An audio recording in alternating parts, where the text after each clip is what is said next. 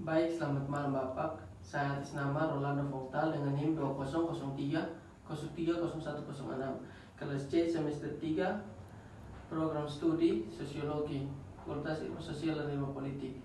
Baik, pada kesempatan kali ini saya akan mempresentasikan makalah yang ketujuh tentang mematakan prisma media sosial.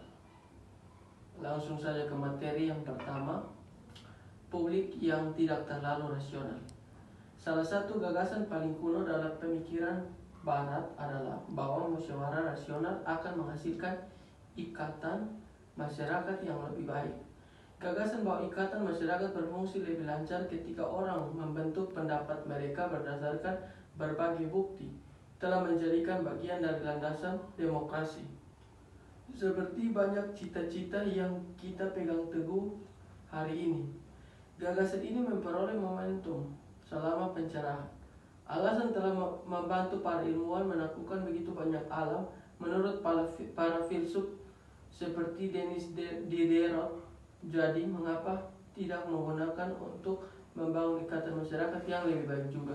Tempat utama untuk ide progresif ini adalah salon. Yang berikut,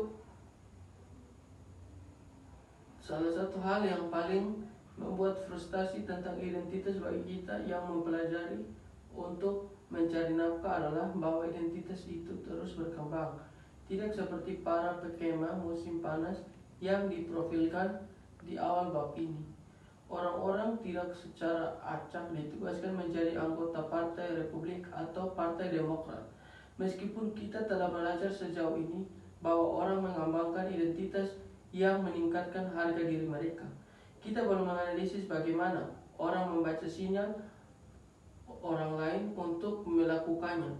Disinilah sosiologi menjadi sangat diperlukan, karena sosiologi adalah ilmu tentang hubungan sosial.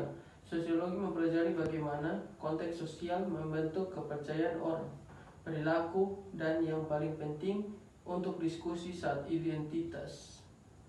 Contoh tentang bagaimana konteks sosial membentuk cara manusia mengembangkan identitas kita adalah gagasan sosiolog Charles Horton tentang diri kaca menurut Cooley.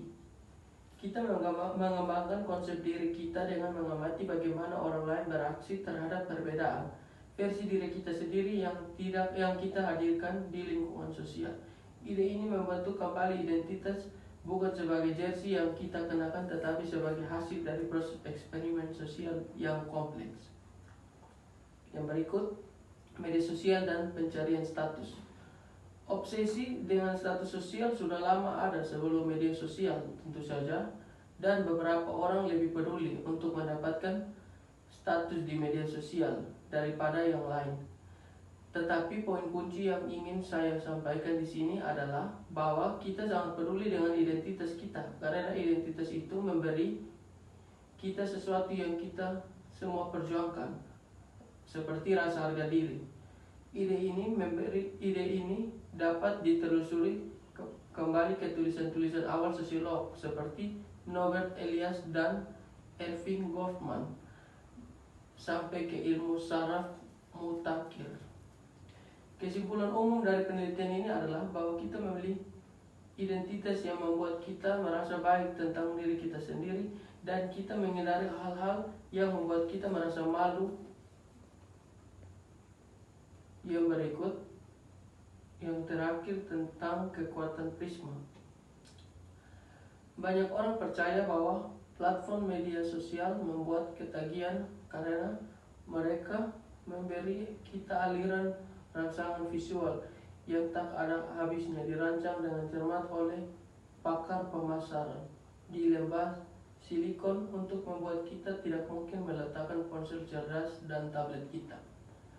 Setelah meninjau ulang dengan cermat sebuah masa dan mempelajari ribuan orang saat mereka menggunakan media sosial selama beberapa tahun, saya pikir bahwa rentang perhatian kita yang memendek dengan cepat hanyalah bagian dari cerita.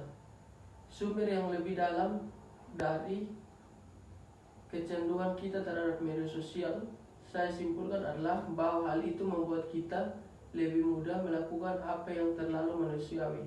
Seperti halnya kita menampilkan identitas yang berbeda dengan mengamati bagaimana orang lain bereaksi dan memperbarui presentasi kita untuk membuat kita merasa seperti milik diri kita. Baik, sekian dari hasil presentasi saya. Sekurang lebihnya saya mohon maaf jika ada kekurangan dan kesalahan dari saya. Terima kasih, selamat malam.